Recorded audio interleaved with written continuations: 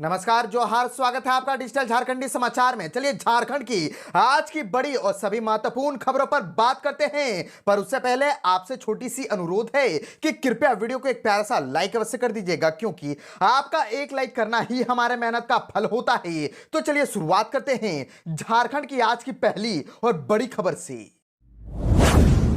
इस वक्त की बड़ी खबर झारखंड से आ रही है, जहां पर झारखंड के छात्रों की बल्ले बल्ले हो गई है। झारखंड के छात्रों के लिए सरकार ने दे दी बहुत बड़ी खुशखबरी। फ्री में कर सकेंगे अब प्रतियोगिता परीक्षाओं की तैयारी। जी हां, दरअसल स्कूली शिक्षा एवं साक्षरता विभाग की अनुदान मांग पर चर्चा के बाद सरकार का पक्ष रखते हुए शिक्षा मंत्री रामदास सोरेन ने कहा कि सरकार झारखंड के विद्यार्थियों के लिए निःशुल्क कोचिंग संस्थान खोलेगी। यहाँ विद्यार्थियों को प्रतियोगिता परीक्षा की तैयारी कराई जाएगी, यहाँ रहने की व्यवस्था भी होगी और सरकार जमशेदपुर में जनजातीय विश्वविद्यालय खोलेगी। शिक्षक छात्र की उपस्थिति पर नजर रखने के लिए सरकार ने टैब का वितरण किया है। और आपको बताते चले कि चर्चा के बाद स्कूली शिक्षा एवं साक्षरता विभाग का 6,63,89,000 की अनुदान मांग भाजपा के बहिष्कार के बीच ध्वनिमत से प्रस्ताव हो गया। रामदास सोरेन ने कहा कि पूर्व की सरकार आदिवासी, मूलवासी, पिछड़ा और अल्पसंख्यक को शिक्षा से वंचित रखना चाहती थी। इसी कारण 7,000 से अधिक स्कूल बंद करवाया। हमारी सरकार आदिवासी, मूलवासी, पिछड़ा को पढ़ाने के लिए विदेश भेज रही है। सरकार गोड्डा, चाईबासा और बोकारो में नवोदय विद्यालय की तर्ज पर स्कूल खोलेगी। 10 विद्यार्थी पर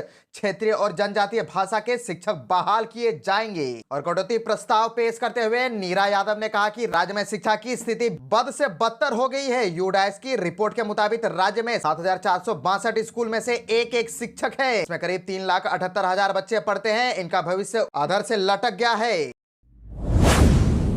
झारखंड से और एक बड़ी खबर आ रही है, जहां पर कुख्यात गैंगस्टर अमन साव का एनकाउंटर हो गया है। रायपुर जेल से झारखंड ला रही थी पुलिस। इसी बीच गैंगस्टर अमन साव एनकाउंटर पर बोले झारखंड के डीजीपी अनुराग गुप्ता। कहा कि अपराध मुक्त राज्य बना रही है पुलिस। दरअसल झारखंड के कुख्यात गैंगस्टर अमन साव के साथ पुलिस की मुठभेड़ हुई है। मुठभेड़ में गैंगस्टर अमन साव मारा गया। मुठभेड़ उस वक्त हुई जब अमन साव को रायपुर जेल से लाया जा रहा था और जानकारी के मुताबिक अमन साव को झारखंड एडीएस छत्तीसगढ़ के रायपुर से वापस लेकर के लौट रही थी। इसी क्रम में पलामू के चैनपुर और रामगढ़ थाना बीच दारी ढोड़ा में अमन साव के गिरोह ने पुलिस वाहन पर बम से हमला कर दिया और इस दौरान अमन साव जवान का राइफल छीन करके भाग रहा था, जिसके बाद पुलिस ने उसका पीछा किया। इस दौरान पुलिस पर अमन साव ने फायरिंग की, जिसके बाद जवाबी कार्रवाई में पुलिस ने फायरिंग कर दी। पुलिस के जवाबी कार्रवाई में अमन साव को गोली लगी और उसकी मौत हो गई। और घटना की जानकारी मिलने के बाद पलामू पुलिस के बड़े अधिकारी मौके पर पहुंच गए हैं और पूरे मामले की छानबीन कर रहे हैं। और इस घटना पर हजारीबाग पहुंचे राज्य के डीजीपी अनुराग गुप्ता ने पत्रकारों से बात की। उन्होंने झारखंड को अपराध मुक्त करने के लिए पुलिस काम कर रही है। और आपको बताते चले कि डीजीपी ने कहा कि यह पूरी घटना कैसे घटी है, इसे लेकर के एडीएस के एसपी को घटनास्थल पर भेजा गया है। पूरे मामले की तह तक जाने के बाद ही कुछ कहा जा सकता है। उन्होंने यह भी बताया कि इस घटना में एक जवान घायल भी हुआ है। और डीजीपी ने यह भी कहा कि झारखंड में अमन साव, विकास तिवारी, अमन श्रीवास्तव और प्रिंस खान गिरोह सक्रिय है। इस सभी पर नकेल कसा जाएगा। झारखंड अपराध मुक्त राज्य हो सके, इसके लिए पुलिस अपना काम कर रही है। झारखंड से और एक बड़ी खबर आ रही है, जहां पर झारखंड में 2,416 पदों पर होगी बम्पर भर्तियां। जेपीएससी को भेजी गई वैकेंसी की सूचना। दरअसल राज्य के विभिन्न कॉलेजों में सहायक प्रधान अध्यापक के पदों पर होने वाली नियुक्ति में पूर्व से अंगीभूत कॉलेजों में कार्य कर रहे हैं आवश्यकता आधारित शिक्षकों को वेटेज दिया जाएगा। यह वेटेज उनकी सेवा अवधि के आधार पर दिया जाएगा। उच्च एवं तकनीकी शिक्षा मंत्री सुदीव्य कुमार सोनू ने विधानसभा में इसकी घोषणा स्वयं की और उन्होंने होने वाली स्थायी नियुक्ति में अनुबंध पर कार्य कर रहे हैं आवश्यकता आधारित शिक्षकों को अधिकतम आयु सीमा में छूट देने की भी घोषणा की। इससे पहले कांग्रेस विधायक दल के नेता प्रदीप यादव ने अंगीभूत कॉलेजों में 8 वर्षों से कार्य कर रहे आवश्यकता आधारित शिक्षकों को स्थानीयकरण की मांग अपने अल्पसूचित प्रश्न के माध्यम से उठाई। और मंत्री ने कहा कि सरकार की नीति है कि राज्य में कोई भी नियुक्ति प्रतियोगिता के आधार पर हो, ताकि योग्य व्यक्ति की नियुक्ति हो सके। इस पर प्रदीप यादव ने सवाल उठाया कि क्या राज्य सरकार ने बिना योग्य व्यक्ति को ही आवश्यकता आधारित शिक्षकों के पदों पर नियुक्ति कर लिया था। और प्रदीप यादव ने यह भी कहा कि नियुक्ति की अधियाचना जेपीएससी को भेजी जा चुकी है। ऐसे में बाद में वेटेज और आयु सीमा में छूट का प्रावधान किया जाएगा तो मामला कोर्ट में जा सकता है। इस पर मंत्री ने आश्वासन दिया है कि जेपीएससी द्वारा विज्ञापन जारी किए जाने से पहले नियमावली में इसका प्रावधान कर लिया जाएगा।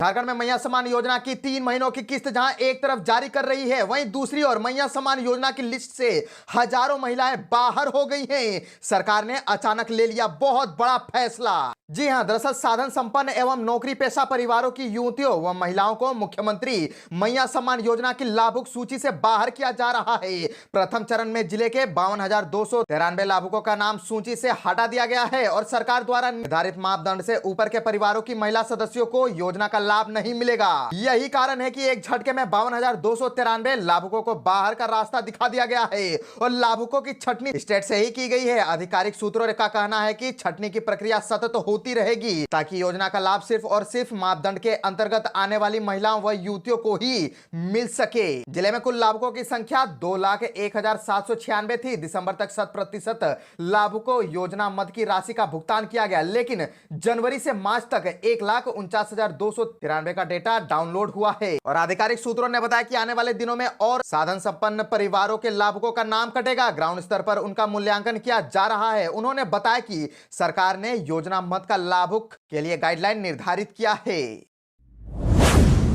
गैंगस्टर अमन साव एनकाउंटर को लेकर के सत्ता पक्ष और विपक्ष ने की पुलिस की सराहना। कहा अपराधियों का यही हश्र होता है। असल गैंगस्टर अमन साव के पुलिस मुठभेड़ में मारे जाने के बाद राजनीतिक गलियारों में चर्चा शुरू हो गई है। सत्ता पक्ष के साथ साथ विपक्ष ने भी पुलिस की कार्रवाई की सराहना की है और बजट सत्र में भाग लेने विधानसभा सत्र पहुंचे नेता प्रतिपक्ष बाबूलाल मरांडी ने पुलिस की कार्रवाई की सराहना करते हुए कहा कि अपराधियों का यही हश्र होता है। मीडिया कर्मियों से बातचीत करते हुए बाबूलाल मरांडी ने कहा कि खुद डीजीपी कहते हैं कि 3 गैंगस्टर जेल में आपराधिक घटना को अंजाम देते हैं। ऐसे में एक तो मारा गया, अब भी 2 बचे हुए हैं। इस मामले पर हटिया से बीजेपी विधायक नवीन जायसवाल ने प्रतिक्रिया देते हुए कहा कि झारखंड में कानून व्यवस्था की स्थिति लचर है। विपक्ष में होने के नाते सरकार की कार्यशैली पर सवाल खड़ा करना हमारा कर्तव्य है। ऐसे में सरकार को चाहिए कि इसे गंभीरता से ले और जो भी आपराधिक घटना को अंजाम देते हैं सभी पर ऐसे ही कार्रवाई होनी चाहिए। दूसरी ओर मंत्री शिल्पी नेहा तिर्की ने अमन साव एनकाउंटर को लेकर के पुलिस की भूमिका की सराहना की। उन्होंने कहा कि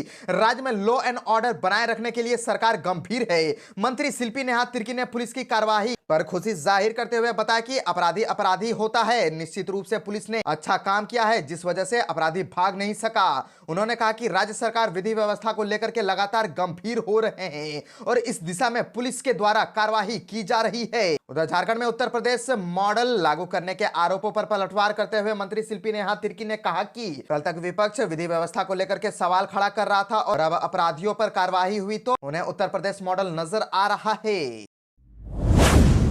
बोकारो में चोरी की 45 बाइक बरामद। अवैध कोयला ढुलाई में करते थे बाइक का इस्तेमाल। 2 वाहन चोर गिरफ्तार। दरअसल बोकारो पुलिस ने वाहन चोरी के खिलाफ बड़ी कार्रवाई करते हुए 2 कुख्यात चोरों को गिरफ्तार किया है। एसपी मनोज स्वर्ग्यारी के निर्देश पर डीएसपी आलोक रंजन के नेतृत्व में गठित विशेष टीम ने यह कार्रवाई की है और गिरफ्तार अपराधियों में मोहम्मद परवेज और मोहम्मद मासूम अंसारी शामिल है और इन दोनों ने बोकारो और आसपास के क्षेत्रों से बाइक चोरी करना स्वीकार किया है। पुलिस ने इनके कब्जे से विभिन्न कंपनियों के 45 चोरी की बाइक बरामद की है और चोर इन बाइकों को कथारा, तेनुघाट, गोमिया और पेटरवार थाना क्षेत्रों में छिपा करके रखते थे। चोरी के बाद इन वाहनों का इस्तेमाल अवैध कोयला ढुलाई और अन्य गैर कानूनी कार्यों में किया जाता था। पुलिस ने लोगों से वाहनों की सुरक्षा के लिए कुछ जरूरी सुझाव दिए हैं। वाहनों को सुरक्षित स्थान पर पार्क करें, अतिरिक्त लॉक का इस्तेमाल करें, दुकानों, स्कूलों और कॉलेजों में सीसीटीवी कैमरे लगाएं। होली और ईद से पहले महिलाओं को हेमंत सोरेन ने कर दिया खुश। 2,500 की जगह खाते में भेजे 7,500 रुपए करके। दरअसल मुख्यमंत्री मैया सम्मान योजना की राशि योजना की लाभुक महिलाओं के बैंक खाते में पहुंचने लगी है। इससे महिलाओं में खुशी का माहौल है। एक साथ 3 महीने की राशि यानी कि 7,500 रुपए बैंक खाते में पहुंचने से महिलाओं के होली व रमजान की खुशी में इजाफा हो गया है। सरकार ने डीबीटी के माध्यम से जनवरी, फरवरी व मार्च की राशि महिलाओं के बैंक खाते में भेजी है, जिसका इंतजार महिलाएं बेसब्री से कर रही थी। मुख्यमंत्री हेमंत सोरेन द्वारा विगत 8 मार्च को राशि भेजे जाने की शुरुआत किए जाने के बाद गढ़वा जिले में अगले दिन यानी 9 मार्च से लाभुक महिलाओं के बैंक खाते में 7,500 रुपए आना शुरू हो गया। उसी दिन से लगातार महिलाओं के बैंक खाते में राशि पहुंच रही है। यह सिलसिला लगातार जारी है। यहाँ सबसे रोचक बात यह है कि मैया सम्मान की राशि लोगों के बीच चर्चा का विषय बना हुआ है। झारखंड में होली पर रहे सावधान, मौसम विभाग के अनुमान ने बढ़ा दी है टेंशन और अलर्ट भी कर दी है जारी। दरअसल एक और जहां झारखंड की राजधानी रांची में लोगों को दिन में तो गर्मी तो रात में ठंडक का एहसास हो रहा है, तो दूसरी ओर अन्य जिलों में तापमान के तेवर लगातार बढ़ रहे हैं, जिस कारण राज्य के अधिकांश जिलों का तापमान मार्च की शुरुआत में ही 30 डिग्री के पार पहुंच चुका है। लेकिन इस बार होली पर लोगों की टेंशन थोड़ी बढ़ने वाली है। जी हां, होली पर झारखंड का मौसम परेशान कर सकता है। रांची समेत अन्य जिलों के तापमान 35 डिग्री के पार पहुंचने की संभावना जताई जा रही है और लोगों को इस दौरान सावधान रहने की जरूरत है। और इस दौरान ज्यादा पानी और रंग खेलने से सेहत पर असर पड़ सकता है। हालांकि इस दौरान पानी का लगातार सेवन करते रहें। रिम्स और सदर थाना के ओपीडी में मौसमी बीमारियों से त्रस्त लोगों की संख्या भी बढ़ने लगी है। मौसम विज्ञान केंद्र रांची द्वारा जारी पूर्वानुमान की बात करें तो 11 से 13 मार्च तक आसमान साफ रहेगा और मौसम शुष्क बना रहेगा। वहीं 14 मार्च को आंशिक बादल छाए रहेंगे और मौसम शुष्क बना रहेगा। यह स्थिति राजधानी रांची की भी बनी रहेगी। मौसम विज्ञानी अभिषेक आनंद ने बताया कि राज्य में अगले 5 दिनों के दौरान अधिकतम तापमान में धीरे धीरे 3 से 5 डिग्री सेल्सियस तक वृद्धि होने की संभावना है।